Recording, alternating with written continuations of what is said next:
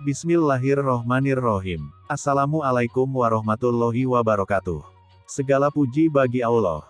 Hanya kepadanya kita memuji, memohon pertolongan, meminta ampunan dan bertaubat. Kita berlindung kepada Allah dari kejahatan diri dan keburukan amal perbuatan. Barang siapa yang ditunjuki Allah maka tiada yang dapat menyesatkannya, dan barang siapa yang disesatkannya maka tiada yang dapat menunjukinya. Aku bersaksi bahwa tiada sembahan yang hak selain Allah saja, tiada sekutu baginya. Dan aku bersaksi bahwa Muhammad adalah hamba dan utusannya. Semoga Allah melimpahkan sholawat dan salam kepada beliau, kepada keluarga dan para sahabatnya serta siapapun yang mengikuti mereka dengan baik sampai hari kemudian.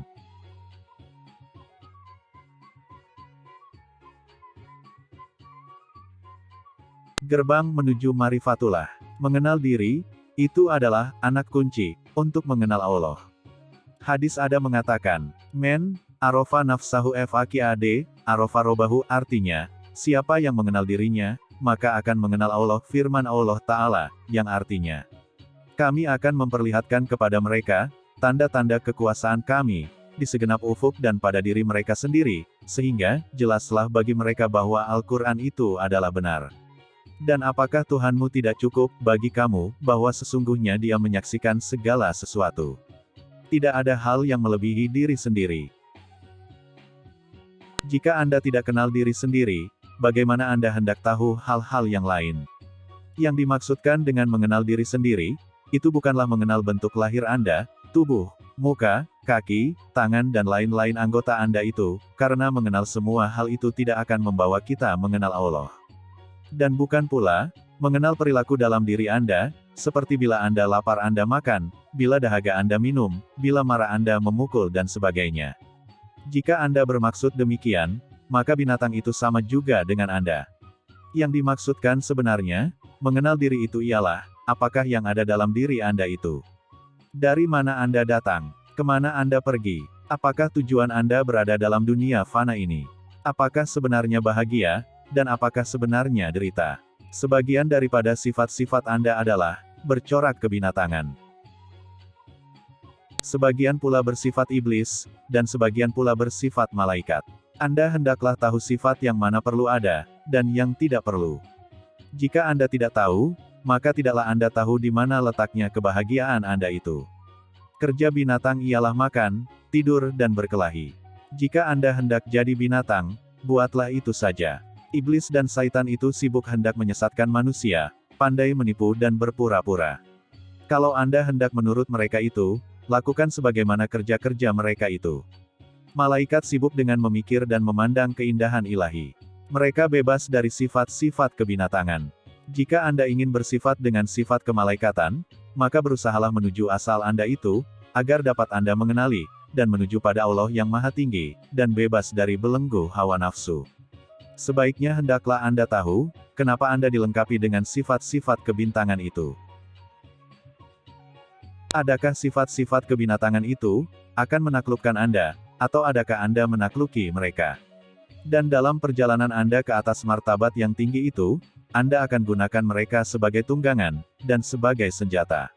Langkah pertama untuk mengenal diri ialah, mengenal bahwa Anda itu terdiri dari bentuk yang zahir, yaitu tubuh, dan hal yang batin yaitu hati atau ruh.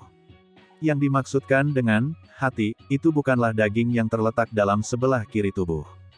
Yang dimaksudkan dengan hati, itu ialah satu hal yang dapat menggunakan semua kekuatan, yang lain itu hanyalah sebagai alat dan kaki tangannya saja. Pada hakikat, hati itu bukan termasuk dalam bidang alam nyata, alam isam, tetapi adalah termasuk dalam alam gaib. Ia datang ke alam nyata ini, ibarat pengembara yang melawat negeri asing, untuk tujuan berniaga, dan akhirnya akan kembali juga ke negeri asalnya. Mengenal hal seperti inilah dan sifat-sifat itulah, yang menjadi anak kunci, untuk mengenal Allah. Sedikit ide tentang hakikat hati, atau ruh ini bolehlah didapati dengan memejamkan mata, dan melupakan segala hal yang lain kecuali diri sendiri. Dengan cara ini, dia akan dapat melihat tabiat atau keadaan diri yang tidak terbatas itu. Meninjau lebih dalam tentang ruh, itu adalah dilarang oleh hukum. Dalam Al-Quran ada diterangkan, dan mereka bertanya kepadamu tentang roh. Katakanlah, Roh itu termasuk urusan Tuhanku, dan tidaklah kamu diberi pengetahuan melainkan sedikit. Bani Israel, ayat 85, demikianlah sepanjang yang diketahui tentang ruh itu, dan ia adalah mutiara yang tidak bisa dibagi-bagi, atau dipecah-pecahkan, dan ia termasuk dalam alam amar perintah. Ia bukanlah tanpa permulaan. Ia ada permulaan dan diciptakan oleh Allah.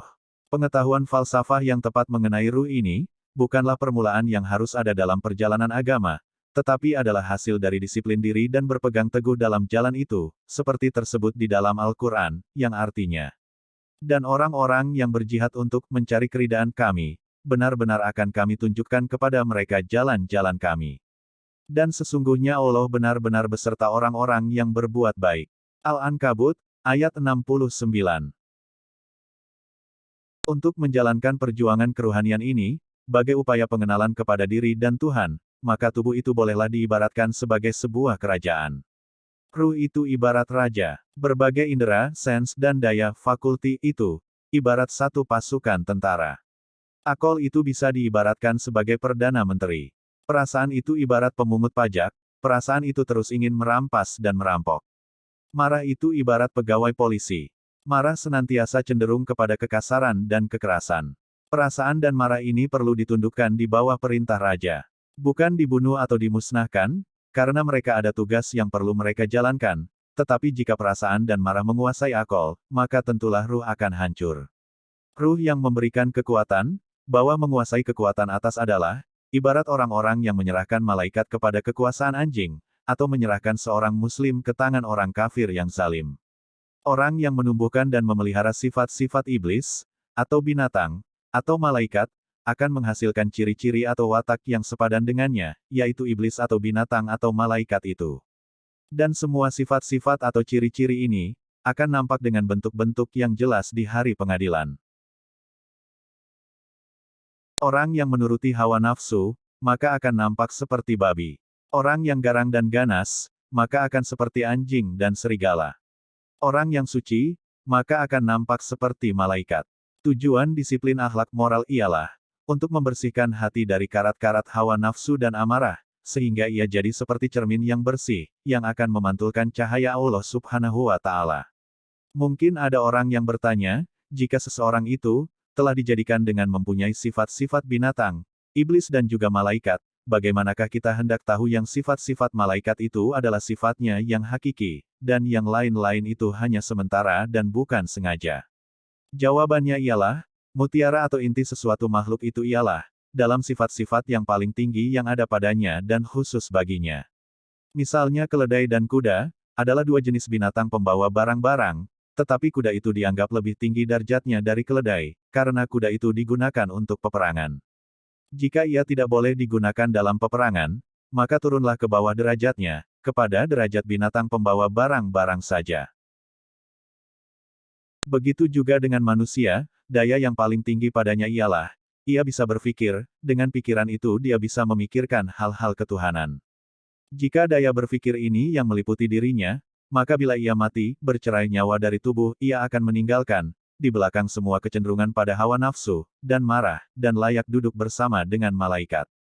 Jika berkenaan dengan sifat-sifat kebinatangan, maka manusia itu lebih rendah tarafnya dari binatang, tetapi akal menjadikan manusia itu lebih tinggi tarafnya, karena Al-Quran ada menerangkan bahwa, yang artinya, tidakkah kamu perhatikan, sesungguhnya Allah telah menundukkan untuk kepentinganmu, apa yang di langit, dan apa yang di bumi, dan menyempurnakan untukmu, nikmatnya lahir dan batin. Dan di antara manusia, ada yang membantah tentang keesaan Allah tanpa ilmu pengetahuan, atau petunjuk dan tanpa kitab yang memberi penerangan. Luqman, ayat 20. Jika sifat-sifat yang rendah itu menguasai manusia, maka setelah mati, ia akan memandang terhadap keduniaan, dan merindukan keindahan di dunia saja. Ruh manusia yang berakal, itu penuh dengan kekuasaan, dan pengetahuan yang sangat menakjubkan.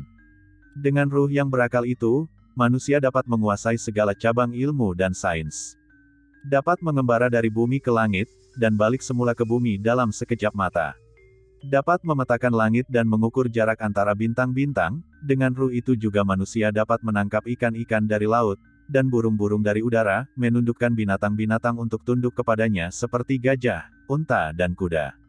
5 indera, panca indera, manusia itu adalah ibarat 5 buah pintu terbuka menghadap ke alam nyata, alam syahadah ini. Lebih ajaib dari itu lagi ialah hati. Hatinya itu adalah sebuah pintu yang terbuka menghadap ke alam arwah, ruh-ruh yang gaib. Dalam keadaan tidur, apabila pintu-pintu dunia tertutup, pintu hati ini terbuka dan manusia menerima berita atau kesan-kesan dari alam gaib, dan kadang-kadang membayangkan hal-hal yang akan datang. Maka hatinya adalah ibarat cermin yang memantulkan bayangan apa yang tergambar di Lauh Mahfuz. Tetapi meskipun dalam tidur, pikiran tentang hal-hal keduniaan akan menggelapkan cermin ini, maka gambaran yang diterimanya tidaklah terang. Setelah lepasnya nyawa dengan tubuh mati, pikiran-pikiran tersebut hilang sirna dan segala sesuatu terlihatlah dalam keadaan yang sebenarnya. Firman Allah dalam Al-Quran, "Sesungguhnya kamu berada dalam keadaan lalai dari hal ini, maka kami singkapkan daripadamu tutup yang menutupi matamu, maka penglihatanmu pada hari itu amat tajam." Ka'af 22